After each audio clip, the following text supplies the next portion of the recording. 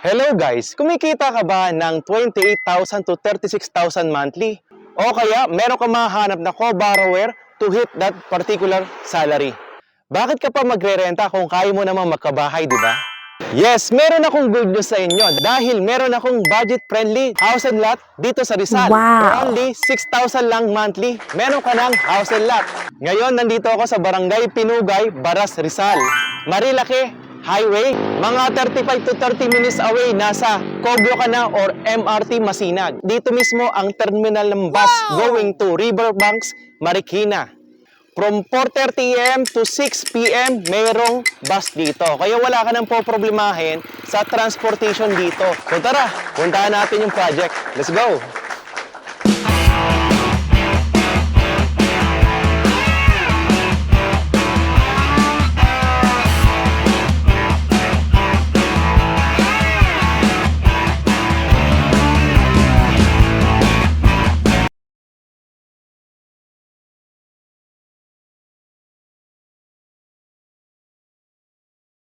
Hello guys! Nandito ako ngayon sa Soon to Rise property dito sa Barangay Pinugay, Baras, Rizal. So ngayon guys, ito yung nakikita nyo ngayon is nasa 25.6 hectares. Ganun po siya kalaki. Ang number of units is nasa 1,988 units. We have 2 units available dito. Adeline single attached and Jasmine single attached. Ang typical lot area dito is 86 square meter at ang floor area is 40 square meter. Sa single attached naman na Jasmine townhouse, meron tayong 86 square meter typical lot area at ang floor area naman nito is nasa 44.5 square meter.